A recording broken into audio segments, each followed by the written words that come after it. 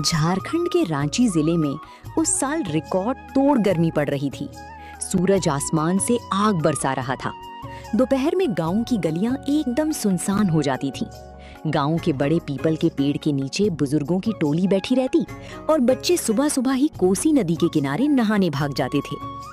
उसी गांव के चौराहे पर विक्रम सिंह का बिरयानी मटन चावल का ढाबा था। विक्रम का ढाबा पूरे इलाके में मशहूर था, पर बिरयानी से ज्यादा चर्चा वहां लगी एक एसी की होती थी। उस तपती दोपहर में जब लोग पसीने से भीग जाते तो विक्रम के ढाबे की ठंडी हवा उन्हें जन्नत का एहसास कराती थी। लोग बिरयानी खाने कम, एसी की ठंडक में 10 मिनट सुकून के लिए ज्यादा आते थे। विक्रम सेठ ने एसी लगवा लिया है, सुनते हैं शिमला जैसी ठंडक है। हाँ भाई, चलो आज वही बिरयानी खाते हैं। एसी के चक्कर में बिरयानी बिक रही थी। राघव उसी ढाबे का मुख्य रसोइया था। बिरयानी का असली जादू राघव के हाथों में था। मसाले का अंदाज, दम का स्वाद, सब उसी का कमाल। पर नाम और पैसा सारा विक्रम सेठ ले जाता था। गर्मी के बावजूद ढाबे के बाहर लाइन लगी रहती।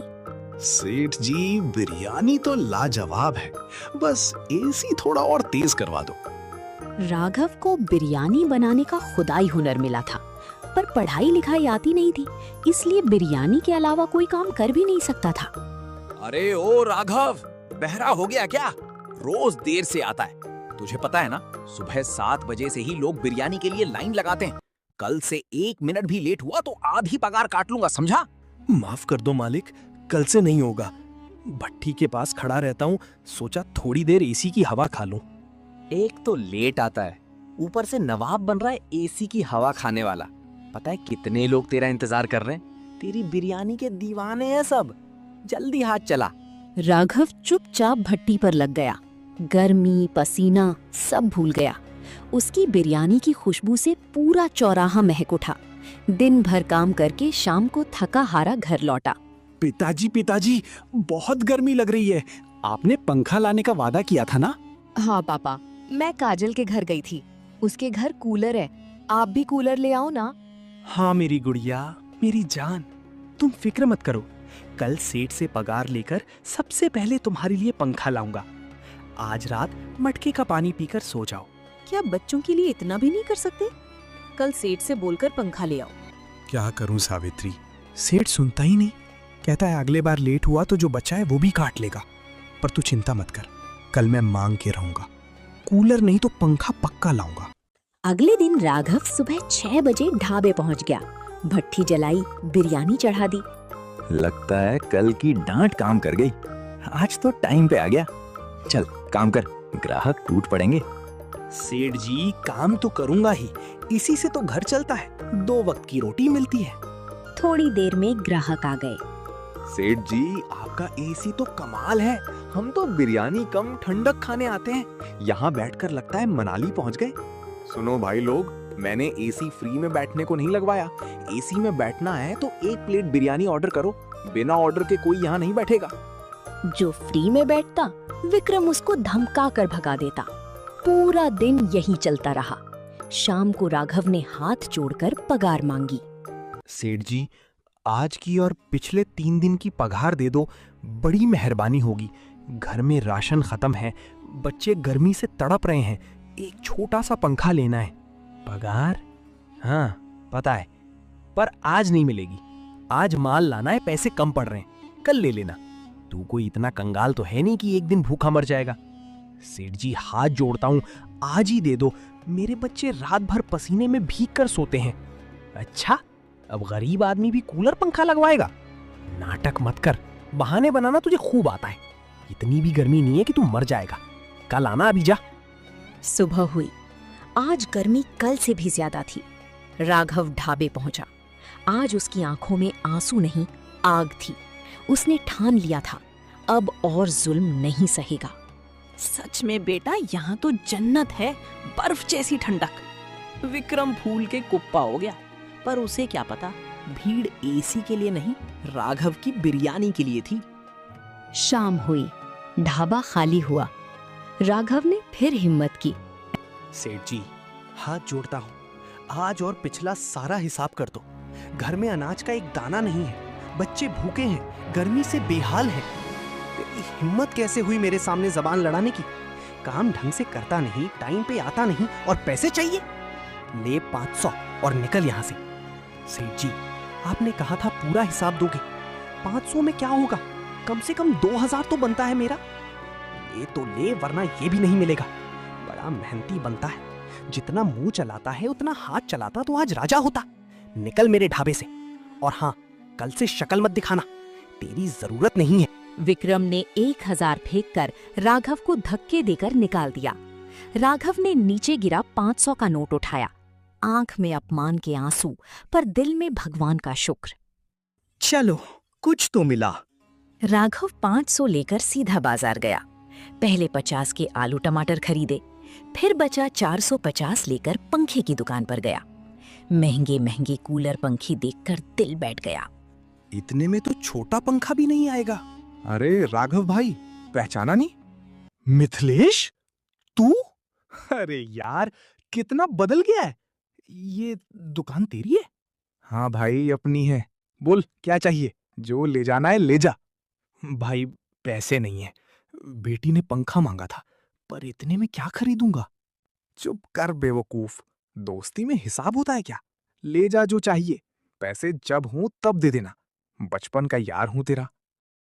राघव की आंख भर आई, एक मीडियम साइज का पंखा लिया और घर भागा।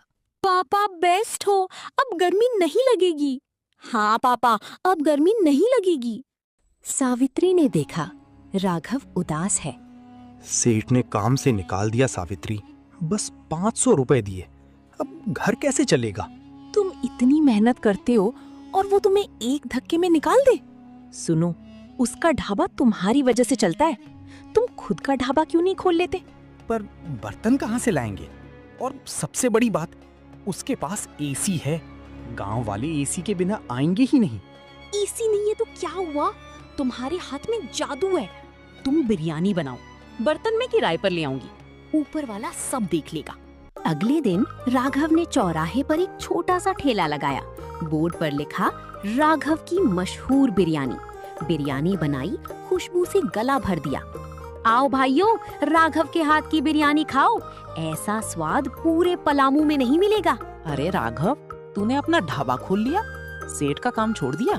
हाँ भाई, निकाल दिया उसने। अब पेट के लिए कुछ तो करना पड़ेगा। लोगों ने खाई। बिरयानी कमाल की थी, पर बिना एसी के पसीना छूट गया। भाई राघव, बिरयानी में कोई कमी नहीं, पर इस भड़कती गर्मी में कौन खाएगा? एसी लगवा, वरना ढाबा बंद हो जाएगा। धीरे धीरे ग्राहक आना बंद हो गए। सब वापस विक्रम की एसी वाले ढाबे पर। वहां का खाना बेकार था, पर लोग ठंडक के लिए जाते थे। अब क्या करें सावित्री, कोई नहीं आ रहा। एसी के बिना सब बेकार। पैसे भी नहीं बचे सामान लाने को।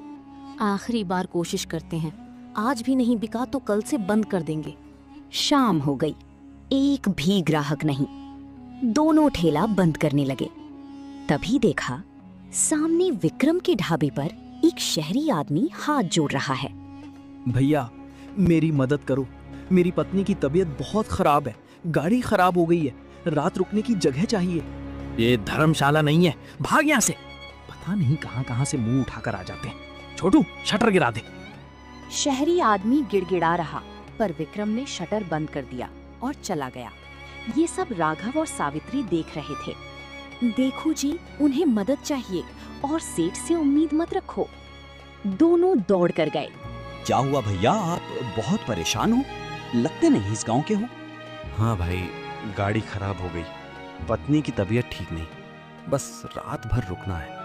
आप फिक्र मत करो, हमारे ठेले पर आ जाओ, खाना भी खा लेना और रात को सो भी लेना। राघव ने उन्हें बिरयानी खिलाई, पानी पिलाया, सोने की जगह दी।